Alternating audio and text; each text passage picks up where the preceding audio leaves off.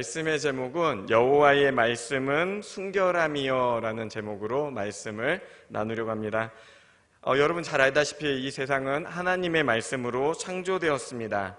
우리는 그 하나님의 말씀이 그 어떤 것보다도 능력 있고 진실함을 잘 알고 있습니다. 그 말씀은 생명을 부여하고 삶을 마저 창조하는 놀라운 능력을 지니고 있습니다. 그런데 하나님의 형상을 따라 지음받은 우리도요, 말을 하지 않습니까? 이 세상에서요, 언어를 통해 의사소통을 주고받는 존재는 우리 인간이 유일합니다. 물론 짐승들끼리도 생존을 위해 간단한 의사소통을 어떤 소리를 통해 하긴 합니다. 하지만 그들에게는 언어는 없습니다. 우리처럼 언어를 통해서 다양한 정보, 우리의 감정 상태를 공유하지는 못합니다. 왜냐하면 하나님께서 오직 우리에게만 언어를 허락하셨기 때문입니다. 그런 의미에서 이 언어는요, 하나님께서 우리에게 주신 귀한 선물이라고 할 수 있습니다. 그러나 여러분 살아가다 보면요, 이 하나님의 선물, 이 귀한 언어를 왜곡해서 사용하는 모습들을 보게 됩니다. 심지어는 마치 거짓, 교만, 아첨하는 말들이 세상의 지혜라는 말로 이렇게 포장되고 세상을 주도하는 듯한 이런 모습을 느끼게 될 때도 있죠. 신앙생활은 하고 있지만 하나님의 말씀보다는 세속적인 지혜가 더 가깝게 느껴질 때도 있습니다. 이런 현실 속에서 우리는 어떠한 언어를 마음에 품고 살아야 하는지, 오늘 이 다윗의 고백을 통해서 혼란스러운 세상 속에서도 변함없이 하나님의 말씀을 확신하는 비결을 함께 나누기 원합니다. 오늘 말씀 1절, 2절 말씀 우리가 함께 다시 한번 합독하기 원합니다. 오늘 말씀 1, 2절입니다. 여호와여 도우소서, 경건한 자가 끊어지며 충실한 자들이 인생 중에 없어지나이다. 그들이 이웃에게 각기 거짓을 말하며 아침하는 있을가 두 마음으로 말하는도다. 오늘 이 말씀을 보면요, 다윗이 정말 이 거짓을 말하고 교만한 사람들 때문에 너무 큰 고난을 당하고 있는 가운데 고백한 시입니다. 근데 아무리 생각해도요, 이 악이 번영하는 걸요, 극복할 자신이 없는 겁니다. 거짓된 이들 때문에 경건한 이들이 끊어지고 언약에 충실한 자들이 점점점 사라져가는 그런 현실을 바라보면서요, 주님, 왜 경건한 자가 끊어지고 충실한 자들은 없어집니까? 왜 죄악이 가득한 풍조가 정직한 이들을 억누릅니까? 그런 그의 마음의 탄식이 오늘 이 시를 통해 드러나는 것입니다. 어떤 이들은 그 악의 억압 때문에 마음이 변절하여서 옳은 길에서 악한 길로 돌이키기도 하고요, 어떤 이들은 악한 이들로 인하여 희생당하기도 합니다. 근데 이제 정직한 길에서 악한 길로 변절하는 거를 타락이라고 하지 않습니까? 희생당한 사람들도 너무나 아쉽지만 또 변절하는 이들을 바라보는 마음도 너무나 안타깝습니다. 그런데 이 말씀을 들으면 우리가 분명히 생각해야 될 게 있습니다. 우리 사람은 마음의 중심을 분명히 잡지 않으면 악한 영향력에 쉽게 빠지는 존재라는 것입니다. 우리는 환경의 영향을 받는 사회적 존재입니다. 나 자신의 의지만으로 바른 길을 향해 나아가기엔 우리가 너무나도 연약합니다. 그래서 우리에게는 하나님의 도우심이 필요합니다. 다윗이 이 시를 저술할 때 이 세상에는 거짓말하는 자들, 아첨하는 자들, 그저 필요와 이익에 따라 다른 사람들을 이용하는 이들이 득세하고 있었습니다. 믿을만하거나 정직한 사람을 찾기 어려운 지경이었죠. 사람들은 기회만 되면 이익을 따라가는 것이 마치 현명한 덕목처럼 생각했습니다. 심지어 어린 시절 우정을 함께한 사람들을 이용해서 자기 이익을 채우는 모습, 그들을 배신하는 모습도 많았습니다. 반대로 정직함은 어떻게 보았습니까? 우직하고 답답한 모습이다라고 비하했습니다. 바른 가치를 추구하는 이들의 고백을 순진하다는 식으로 비웃고 기회만 되면 자기 이익을 위해 이용하려 드는 악한 이들의 모습을 볼 때 다윗의 마음이 너무나 괴로웠던 것입니다. 3절과 4절도 함께 합독하기 원합니다. 3절 4절입니다. 여호와께서 모든 아첨하는 입술과 자랑하는 혀를 끊으시리니 그들이 말하기를 우리의 혀가 이기리라.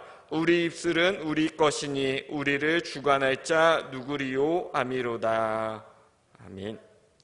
다윗이 3절에서 거짓말하고 자랑하는 자들의 혀를 끊으셔서 그들의 자랑이 끝나게 해달라라고 지금 간구를 합니다. 사실 좀 무서운 표현이지 않습니까? 혀를 끊어달라.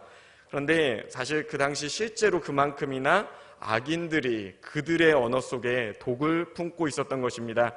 그리고 그런 독을 통해 세상은 정직한 이들, 연약한 이들이 고통받는 공간이 되어갔습니다. 다윗이 고민해 보건대 이 고통을 극복할 수 있는 길은요, 오직 하나님께서 역사하는 길밖에 없었습니다. 그래서 하나님의 뜻이 세상에 공의를 세우는 기준이 되어 주십시오라고 지금 간구하고 있는 것입니다. 그러나 악인들은요, 이런 고백을 하죠. 우리의 혀가 이기리라. 얼마나 교만한 말입니까? 근데 그들이 이렇게 말하는 이유가 있습니다. 왜냐하면 그들에게는 보이는 세상이 전부이기 때문입니다. 이런 마음입니다. 만약 하나님이 있다면 믿음대로 정직한 길을 걷는 너희가 승리하겠지만 지금 현실을 봐라. 너희 꼬라지를 봐라.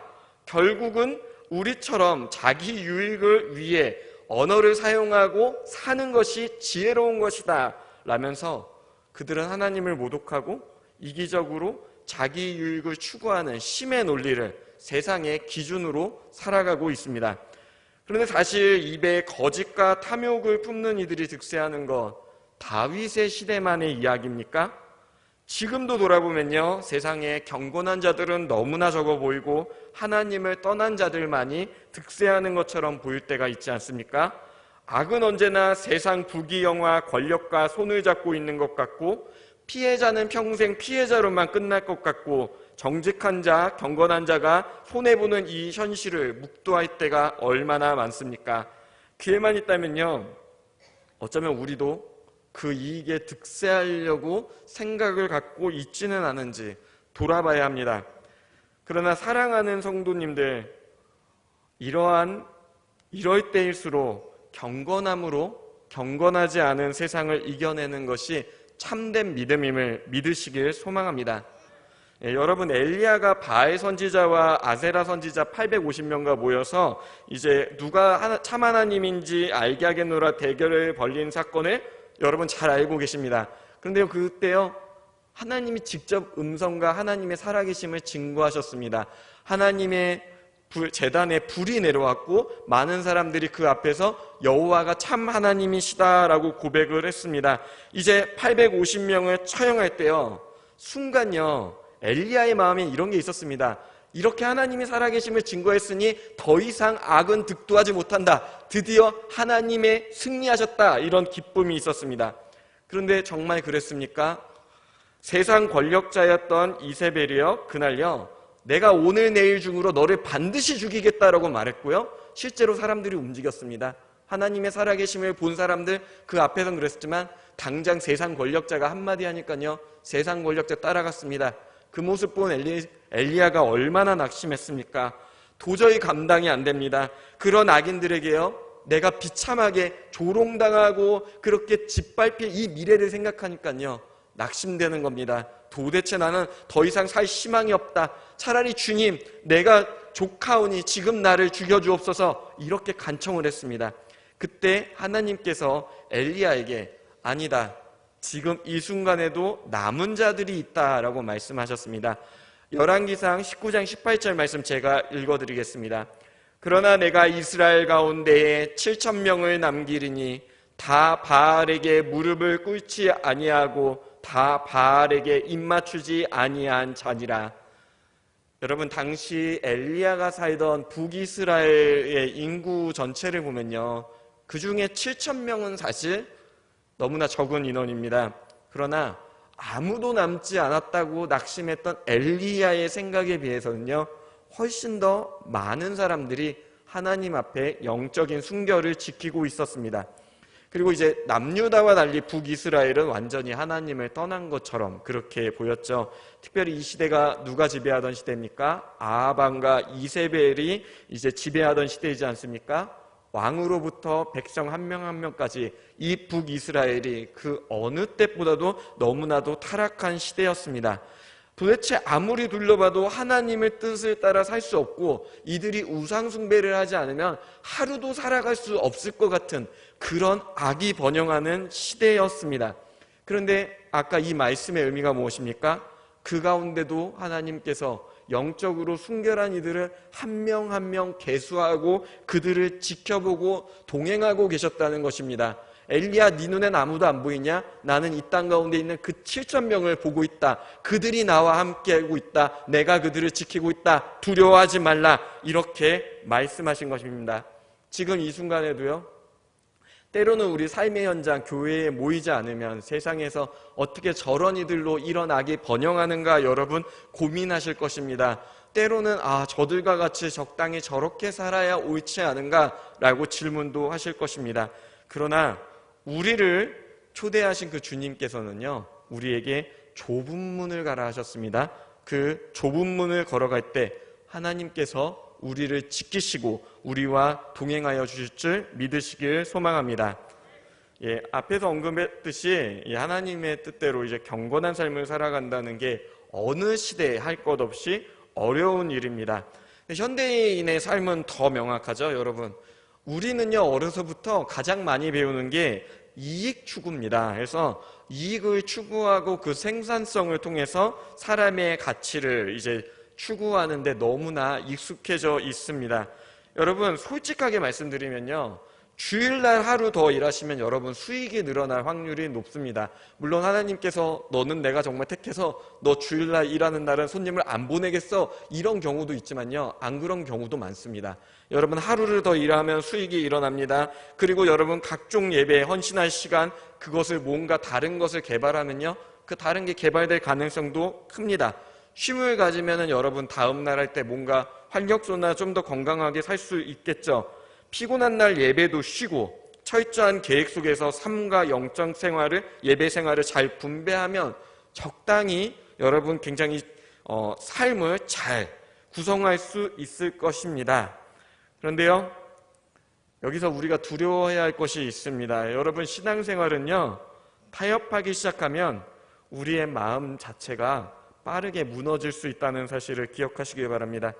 여러분, 수요 예배, 금요철에 소그룹 모임 한 번 빠지는 건요, 한 번 빠질 땐 사실 좀 부담돼요. 근데 두 번, 세 번 하다 보면 1년, 2년 빠지는 거 금방입니다. 한두 번 예배 빠지고 신앙생활 느슨해지는 거 금방이지만 회복은 어떻습니까? 회복은 어렵습니다. 특별히 여러분, 이번 코로나19를 통해서 그런 모습들 너무나 확실히 보고 체험하셨을 것입니다. 우리 교회는요, 코로나19에서도 이 확산 속에서도 예배를 잘 지킨 좋은 예입니다. 그러나 오늘날 우리 한국교회의 많은 교회들이요, 코로나19 이후로 새벽 예배를 회복하지 못하는 교회들이 너무나 많습니다. 속해 너무나 어렵습니다. 봉사 무너진 거 다시 정비하는 거 너무나 어렵습니다. 그들의 마음속에 왜라는 질문이 이미 들어갔습니다. 그게 참된 예배인가, 참된 섬김인가? 그런데 그런 타협들이요, 다른 걸 통해서 교회를 사랑하는 게 아니고요, 그냥 놓는 겁니다. 그냥 놓으면서 점점 내가 중요한 것이 있을 때마다 교회를 포기하고, 그러면서 교회에 있는 신앙생활이 참된 하나님과의 동행이 아니구나라는 그런 타협들을 우리가 해나가고 있다는 것입니다. 그 결과요, 오늘날 코로나19 이후에 통계에서 나는 신앙을 버렸다라고 고백한 사람이요, 전체 한국교회의 20%라고 합니다. 우리가 최고 1000만, 적게 800만까지 봤었는데 20%니까 약 200만, 적게는 160만 명이 나는 기독교인이 아니다라고 지금 이렇게 생각한다는 것입니다. 왜 그렇습니까? 신앙을 타협했기 때문입니다. 사랑하는 성도 여러분, 바른 믿음의 길을 가기 위해 항상 하나님의 도우심을 간구하며 믿음 붙잡고 나아가시길 소망합니다. 여러분, 자신의 기준과 자신의 의지를 따라 살면요, 우리는요 너무나 연약합니다. 오늘 내 모습을 합리화하게 돼 있습니다. 우리가 그렇게 연약한 존재입니다. 그러나 하나님의 도우심을 간구한다면 그 연약함을 극복해서 의로우신 하나님의 편에 설 수 있습니다. 나의 힘이 아닌 하나님의 능력, 성령님의 역사하심을 통해 가능합니다. 왜냐하면 하나님의 은혜가 우리의 연약함보다 더 크기 때문입니다. 하나님의 은혜를 간구하시길 소망합니다. 오직 하나님의 능력을 의지할 때 우리는 세상 권력과 악의 세력에서 자유함을 누릴 수 있습니다. 자, 5절 말씀 함께 합독하시겠습니다. 여호와의 말씀에 가련한 자들의 눌림과 궁핍한 자들의 탄식으로 말미암아 내가 이제 일어나 그를 그가 원하는 안전한 지대에 두리라 하시도다. 네, 아멘. 자, 이제 다윗이 거짓과 아첨하는 자들로 인해 괴로워하며 주님 우리를 구해 주십시오 할 때 하나님께서 가련하고 궁핍한 자들을 이제 자유롭게 하겠다 고백하지 않습니까? 네, 여러분 착각하시면 안 됩니다. 하나님께서 가끔씩 이제 신학을 좀 이상하게 공부하신 분들이 있어요. 그래서 성경의 이 언어 그대로 하나님은 무조건 가난한 자 편이다, 무조건 약한 자 편이다 이러면서 뭐 그 사람의 신앙과 믿음과 이런 것 다 상관없이 무조건 그것만을 절대 선처럼 주장하는 분들이 있습니다. 성경에서 가련한 자, 가난한 자들은 그런 이들이 아닙니다. 이들은요, 하나님의 말씀대로 살려다가 현실에서 어려움을 당하고 가련하고 궁핍한 처지가 된 이들입니다. 외압으로 눌림을 당했고 가진 것들을 빼앗겼기에 탄식하고 악을 행하는 이들이 정직한 이들을 괴롭히기 때문에 가난하게 된 이들, 그런 이들을 이 탄식할 때 하나님께서 그들을 지켜주신다는 말씀입니다. 믿음의 자녀들은요, 세상적으로 말하면 불이익이지 않습니까? 소위 말하는 신앙 때문에 망하고 신앙 때문에 고난당하는 이런 상황인데, 그때 주님께서는요 그들을 외면하지 않으시고 그들을 위해 이런 말씀을 합니다. 마태복음 5장 10절에서 11절인데 예수님의 말씀입니다. 제가 읽어드리겠습니다. 의를 위하여 박해를 받은 자는 복이 있나니 천국이 그들의 것임이라. 나로 말미암아 너희를 욕하고 박해하고 거짓으로 너희를 거슬러 모든 악한 말을 할 때에는 너희에게 복이 있나니 기뻐하고 즐거워하라. 하늘에서 너희의 상이 큼이라. 이 땅에서 받는 고난, 사실은 너무나 가슴 아프지 않습니까? 우리가 사업이 너무나 어려워지고 재정이 어려워지고 내일 우리 가족 어떻게 살지 가슴 답답하고 너무나 슬플 때 그 현실 속에서 주님께서는 우리의 고난의 자리를 알고 계시며 또 주님 앞에 서는 그날 이 모든 것을 다 잊고 기뻐할 만큼 크나큰 상을 준비하고 계시다는 말씀입니다. 주님께서는 반드시 주의 길을 따르는 이들을 위해 복된 상급을 준비하고 계심을 믿으시길 소망합니다. 자, 이제 시편에 보면 전반적으로 이 시편은 말에 대해서 다루고 있습니다. 이제 1절에서 4절은 아까 보셨지만 악인들의 입술과 그들의 말에 대해 다루고 있고, 이제 후반부에서는 하나님의 말씀을 다루고 있습니다. 근데 이제 악인의 말과 하나님의 말씀을 대비적으로 이제 발전하는 그런 구조인데요. 여러분, 앞서 제가 말에는 창조적인 능력이 있다라고 말씀드리지 않았습니까? 이게 우리에게도, 우리의 언어에도 창조적인 능력이 있다는 것들을 이제 과학적인 실험들도 많이 있었습니다. 여러분들도 많이 들으셨을 겁니다. 이제 예를 들면 밥그릇 2개를 넣고 이거를 오랫동안 하면서 하나는 이제 좋은 말을 하고 뭐 사랑해 뭐 이런 좋은 말을 하고, 한쪽 밥그릇에는 뭐 나빴어, 썩었어 막 이렇게 나쁜 말을 하고, 2개를 오래 두면 곰팡이가 피는데 한쪽에는 좀 누렇고 고소한 냄새가 나는 그런 곰팡이가 피고, 이제 우리가 나쁜 말을 한 그 밥그릇에는 굉장히 이제 냄새도 지독하고 시커먼 이런 곰팡이가 핀다라는 이런 결과들, 여러분 아마 이제 방송을 통해서나 아니면 다양한 매체를 통해서 많이 들었을 것입니다. 그래서 이것을 보고 말에는 능력이 있고 힘이 있다라는 것들을 이제 대부분 인정하는 이런 분위기인데요. 네, 성경은 하나님께서 이 세상을 만들 때 천지를 이제 말씀으로 창조하셨다라고 고백하지 않습니까? 네, 여러분 그 말씀 믿으십니까? 하나님께서 천지를 말씀으로 창조하셨다는 사실 믿으십니까? 네, 여러분 사실 이걸 믿는다면요, 우리가 하나님의 말씀에서 신뢰하지 못할 게 하나도 없습니다. 예, 모든 천지의 전지전능, 모든 걸 할 수 있고 모든 걸 이루실 분이다. 말씀으로 세상을 시작하셨다. 이 자체만으로 이미 주님의 전지전능하심은 이미 확증된 것입니다. 그런데 그 하나님의 말씀이요, 창조의 능력만 있는 게 아니라 구원의 능력도 있습니다. 그러니까 요한복음에 의하면 그 구원의 말씀이 바로 하나님의 아들 성자 예수님이시지 않습니까? 이 하나님의 말씀이신 예수님은 천지를 창조하실 때도 이미 하나님과 함께 계셨고 또 주님을 떠난 우리를 구원하시기 위해 이 땅에도 오셨었습니다. 주님은 말씀으로 하나님의 나라를 선포하셨고 말씀을 통해 그 나라를 이루어 가셨고 오늘 교회를 통해 그 말씀을 우리의 가슴에 새겨주고 계십니다. 여러분, 우리도 매일 많은 사람들과 말을 나누고 살아가지 않습니까? 하나님의 형상대로 지음을 받은 우리, 앞서 말했지만 하나님의 말씀만큼은 아니지만 말의 능력도 있고 영향력도 있습니다.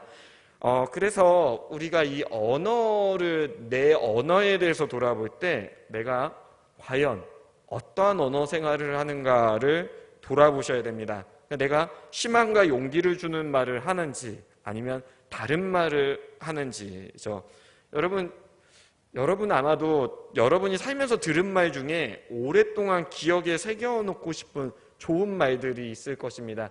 제가 오늘 감리교 본부에서 이제 저희 안영애 권사님 그 신앙송을 들었는데요. 정말 주옥 같더라고요. 마음에 정말 마음 하나하나 새겨지는 그 한 사람의 그 진정성 있는 그 마음의 공감이, 그 언어가 우리의 마음을 얼마나 이렇게 풍성하게 하는지, 내 자신을 돌아보게 하는지 너무나 좋은 시간이었습니다. 우리가 들은 말들 중에 정말 오랫동안 새겨놓고 싶은 그런 귀한 말들 있지 않습니까? 근데 여러분, 반대로요, 정말 기억하고 싶지 않은데 계속 기억나고 맴도는 괴로운 언어도 있습니다. 여러분, 우리가 정말 기억해야 하는 게요, 우리의 한마디가 사람을 살리기도 하고 죽일 수도 있다는 사실을 기억해야 합니다. 여러분, 말이 가지는 영향력을 기억한다면 우리는 자신의 말에 대해서 큰 책임감을 가져야 합니다. 한 번 뱉은 말은요, 여러분 절대 주워 담지 못합니다. 심지어요, 이제 상처받았다는데 내가 어느 말을 내뱉는지 내가 기억 못할 때도 많아요. 그만큼이나 이 언어가 큰 힘을 갖고 있는데 그 힘에 대해서 내가 너무 모르고 지낼 때도, 너무 무의식적으로 이게 언어를 내뱉을 때도 많다는 것입니다. 그러나 우리가 하나님의 은혜를 입었지 않습니까? 우리가 어떤 언어를 해야겠습니까? 하나님께서 보시기에, 언제 어디서라도 하나님께서 보시기에 기뻐하시는 그런 언어를 행하는 것이 마땅하지 않겠습니까? 하나님께서는 우리가 다른 사람에게요, 소망과 기쁨, 평강의 말을 전하길 원하십니다. 이게 무슨 뜻인지 아십니까? 하나님께서는 우리 입에서 복된 소식이 나가길 원하십니다. 그 중에서 가장 복된 소식은 우리 주 예수 그리스도, 그리고 그의 버금가는 그리스도의 그 생명력 있는, 용기 주고 희망을 주는 그런 언어가 우리 입에서 나아가길 원하십니다. 세상의 거짓된 말 때문에 상처받았던 다윗이 살아계신 하나님의 말씀으로 위로를 받습니다. 우리의 마음의 상처와 아픔을 위로하시고 치료하시는 그 주님의 말씀을 저와 성도님들도 사모하시길 소망합니다. 자, 6, 7절 말씀 함께 봉독하시겠습니다. 여호와의 말씀은 순결하며 흙 도가니에 7번 단련한 은 같도다. 여호와여 그들을 지키사 이 세대로부터 영원까지 보존하시리라. 아멘. 자, 이제 하나님의 말씀으로 위로를 얻은 다윗이요, 이 주님의 말씀에 대해서 더 큰 확신을 얻게 되었습니다. 그래서 하나님의 말씀은 7번 단련해 불순물을 제거한 순결한 은과 같다라고 고백을 하는데요.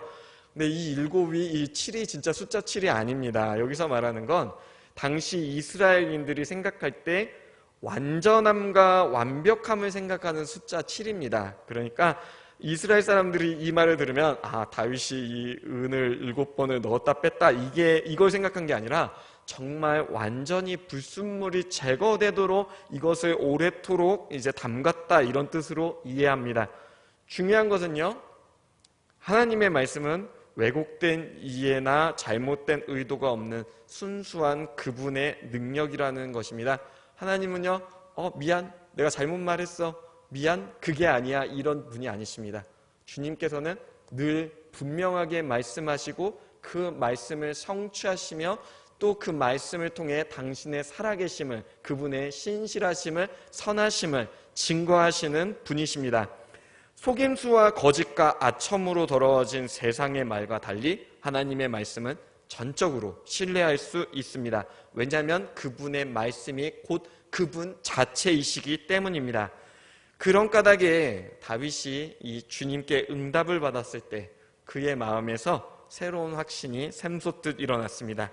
무가치하고 헛된 말들이 난무하는 세상, 거짓이 난무하는 세상, 하나님께서 그럼에도 당신을 따르는 의인들을 지켜보고 계시다는 확신이 그의 마음을 다시금 주의 길로, 선한 길로 갈 수 있도록 이끌어 주었습니다. 하나님은 날카로운 비판, 허무한 약속, 허탄한 예언, 교만한 자기 자랑들이 난무하는 이 세상에서 다윗을 비롯한 의인들을 지켜보고 계시고 함께 하시며 그들에게 선한 길로 인도하십니다. 따라서 우리도 그런 어려움을 흔들리지 않고 오직 하나님을 의지함으로 마음의 정직을 품고 공의로운 언행을 가져야 합니다. 당장의 부당함, 어려움에요 두려워하지 마시고 주님께서 우리와 함께 계시다는 신뢰를 가지고 살아가시길 소망합니다. 종교개혁자 칼빈이요, 하나님은 그 행위를 나타나실 때 반드시 말씀을 통해 나타내신다라는 고백을 했습니다. 역사적으로 세상은 하나님의 말씀의 권위를 넘어뜨리려고 정말 애썼습니다. 사실 하나님 믿지 않는 사람들의 말이 뭡니까? 니네가 믿는 성경 엉터리야, 가짜야, 그걸 너무 의지하지 마 라는 이런 도전들이 많았습니다. 그러나요 여러분, 지금 이 시대에도 그런 도전 가운데도 하나님의 말씀은 살아있고 능력이 있습니다. 혹자는 이런 얘기를 해요. 지식이 있고 과학자들은, 오늘날 지성인들은 기독교를 안 믿는다고 하는데요, 잘못된 통계입니다. 통계를 보면요, 어떠한 영역에 있어서도 기독교 신앙 가진 사람들 비율은 똑같습니다. 그게 무엇입니까? 우리 마음에서 주님을 주님으로 인정하는가, 그걸 인정하지 않는가, 이 차이일 뿐입니다. 지성의 문제가 아닙니다. 이사야서 40장 8절 말씀에 풀은 마르고 꽃은 시드나 우리 하나님의 말씀은 영영이 서리라 라는 말씀이 있지 않습니까? 오직 하나님의 말씀만이 이 땅과 천국에서도 영원할 것을 믿으시길 소망합니다. 하나님의 말씀은 참된 진리고 우리가 믿음으로 고백하는 예수 그리스도이시기 때문입니다. 자, 오늘날 우리 문화를 지배해야 하는 정신을 시대정신이라고 합니다. 그러니까 굉장히 대중문화 싸움 가운데서 누가 약속한 것처럼 그래 마땅히 지금은 이래야지, 이런 것들이 우리 마음에 들어올 때가 있어요. 그래서 이걸 사람들이 시대정신이라고 하고 이 대중문화라는 이름 아래에서 이제 방향성을 만들어 갑니다. 근데 이 문화 속에서 믿음이 약하거나 좀 이렇게 지친 분들이 무엇이 옳은지 방황을 합니다. 성경은 분명히 이렇게 말하지만 사람들이 말하는, 요즘 요구하는 말을 들어볼 때 그렇게까지 해야겠어? 이건 좀 내가 좀 문화인이 못 되는 것 같아. 그리고 나는 이럴 때 솔직히 내가 기독교인인 거 좀 창피해, 좀 숨기고 싶어, 이럴 때도 있지 않습니까? 그러나 사랑하는 성도 여러분, 예수님의 편에 서시길 소망합니다. 답은 세상에 있지 않고 하나님의 말씀, 예수님께 있습니다. 그 말씀이 바로 우리 주님이십니다. 그 주님 붙잡고 믿음의 여정 걸어가시는 저와 성도님들 되시길 소망합니다. 기도하시겠습니다.